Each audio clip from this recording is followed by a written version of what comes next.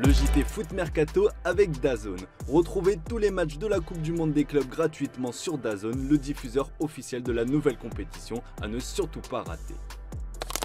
Salut tout le monde et bienvenue dans ce nouveau JT Foot Mercato. On démarre avec le grand événement du jour, la décision tant attendue de la DNCG pour l'OL. On a enfin la réponse, l'Olympique Lyonnais jouera en Ligue 1 la saison prochaine. Il aura fallu patienter un très long moment pour les supporters de l'OL, une attente interminable pour une décision qui a tendu tout le monde. D'ailleurs, Michèle Kang, la présidente de l'OL, a rencontré hier soir Marie Barzac, la ministre des Sports. J'ai eu le plaisir de recevoir Michèle Kang, propriétaire de l'Olympique Lyonnais et engagé de longue date pour le développement du sport féminin à l'échelle internationale. Nous partageons la même conviction.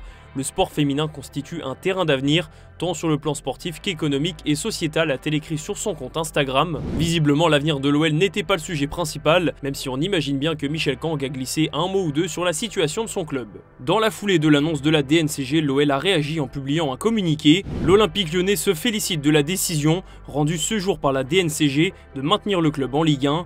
L'OL remercie la commission d'appel d'avoir reconnu l'ambition de la nouvelle direction du club, déterminée à assurer une gestion sérieuse à l'avenir. Satisfaction aussi pour Jean-Michel Aulas, le président historique.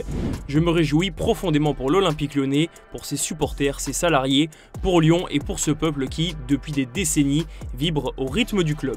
Mais l'OL a tout de même appris une mauvaise nouvelle dans la journée. Le Progrès nous apprend que le contrat signé avec la société Groupama pour le naming du stade rhodanien n'a pas été renouvelé. Dès la fin du mois, le Groupama Stadium redeviendra donc le Parc OL, et ce alors qu'à l'origine, la société d'assurance était partante pour prolonger ce deal, mais John Textor n'aurait pas validé l'opération à temps. Sponsor du Parc OL depuis 2017, Groupama ne devrait donc plus donner son nom à l'enceinte lyonnaise, sauf retournement de situation. On parlerait donc d'une perte de 6,5 millions d'euros pour l'OL. On change d'Olympique, l'OM continue d'avancer pour son mercato estival. En plus de Pai Chao et Timothy Weah qui se rapprochent, le club marseillais est selon nos informations entré en contact avec Pierre-Emerick Aubameyang. Un an après son départ en Arabie Saoudite, l'ancien buteur de l'OM pourrait déjà quitter le Golfe et revenir à Marseille. Plusieurs clubs sont intéressés, notamment l'OM qui aimerait bien le rapatrier. Ça bouge aussi du côté de l'OGC Nice. Selon nos infos, un accord a été trouvé entre les Aiglons et le Rapid Vienne pour le transfert d'Isaac Jansson. On parle d'un montant de 10 millions d'euros plus des bonus. Après Yehvan Diouf, Gabin Benardo et Djoumaba, l'OGC Nice continue de se renforcer en vue de la grosse saison qui arrive, notamment avec le barrage de Ligue des Champions.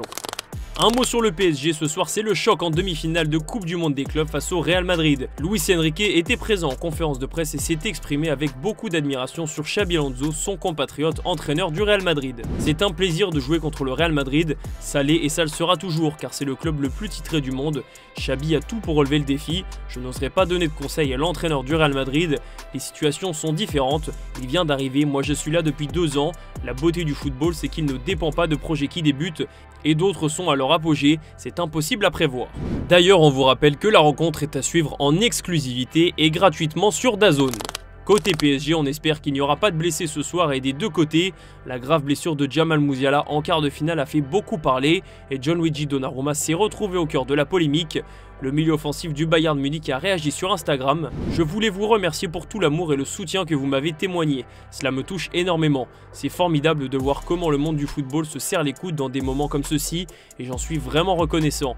L'opération a été un succès, je suis bien soigné, il n'y a personne à blâmer. Ce genre de situation arrive de temps en temps. Je vais profiter de la période à venir pour récupérer, tant physiquement que mentalement. Si le PSG élimine le Real Madrid, il retrouvera en finale Chelsea qui a battu Fluminense 2-0 hier soir. João Pedro, la nouvelle recrue des Blues, a inscrit un magnifique doublé. Des débuts tonitruants pour l'attaquant brésilien qui a eu un mot pour Fluminense, adversaire d'un soir mais club formateur d'une vie. That's simple. When I was young, I didn't have nothing. They gave everything to me. They showed me to the world. If I'm here, it's because they believe on me.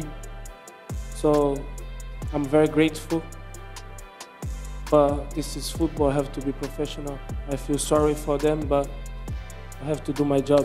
Toujours à Chelsea, Noni Madueke pourrait vivre ses derniers instants avec les Blues. L'Anglais est poussé vers la sortie à cause de la concurrence et les recrutements récents de João Pedro, Liam Delap et Baino Gittens ne sont pas là pour le rassurer. L'Anglais a accepté le fait d'aller voir ailleurs pour filer du côté d'Arsenal, avec qui il s'est déjà mis d'accord.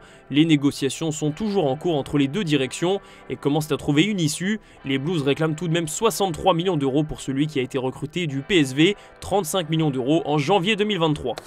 Direction l'Italie où la Juventus d'Igor Tudor veut encore piocher en Ligue 1 après l'arrivée de Jonathan David.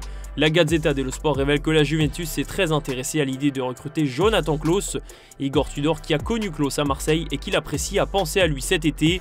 Damien Comolli avance donc ses pieds en coulisses pour mettre la main sur cet élément expérimenté et fiable. Son prix est aussi jugé abordable par la Juve, assure le journal italien. En fin de contrat en juin 2026, soit dans un an, le Français devrait coûter entre 7 et 10 millions avec bonus.